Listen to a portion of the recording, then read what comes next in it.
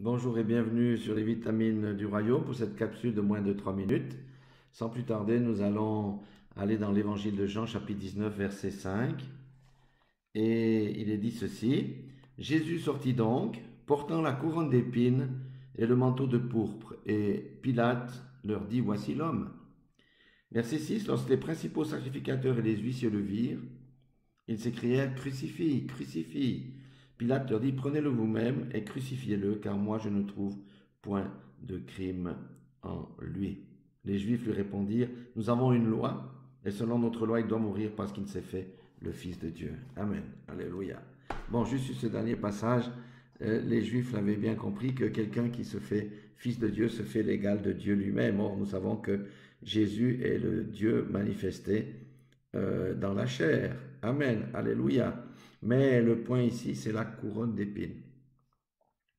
Et si vous remarquez, ce n'est pas le monde qui a condamné Jésus en son temps, qui lui a planté cette couronne d'épines. Non, non, non, ce sont les religieux. Amen. Ce sont les religieux qui ont voulu la mort de Jésus-Christ. Pilate a été juste un instrument entre leurs mains, c'est tout.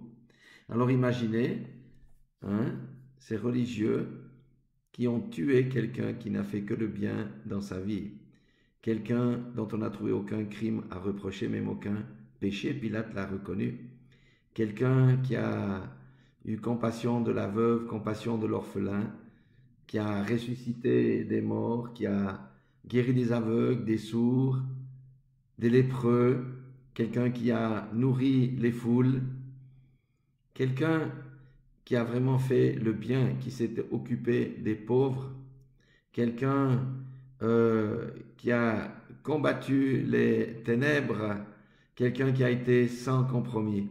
Voilà comment on l'a récompensé. On lui a mis une couronne d'épines et il est mort. Il a subi l'opprobre, l'humiliation. Eh bien, nous, en tant que chrétiens, nous savons que les temps deviennent de plus en plus difficiles, mais avant la persécution du monde, c'est le monde religieux qui va persécuter celui qui a l'esprit. Celui qui a l'esprit de Christ, c'est le monde religieux qui va d'abord le persécuter et qui va lui mettre une couronne d'épines sur la tête par le rejet, parce que le religieux est celui qui a l'esprit de Dieu, celui qui vainc la chair, celui qui vainc le péché, celui qui vainc le monde et celui qui vainc le diable et ses anges. Le religieux ne le peut pas parce qu'il est juste un religieux et il ne porte pas l'esprit de Dieu en lui. Voilà ce que je voulais vous dire. S'ils ont fait cela à Jésus, sachez qu'ils vont nous faire cela.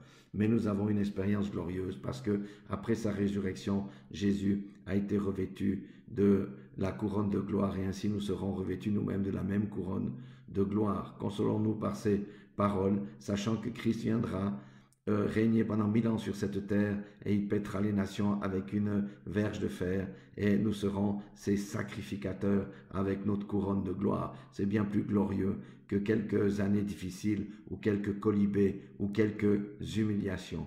Soyez tous consolés, soyez tous renforcés, soyez tous restaurés dans le nom puissant de Jésus-Christ.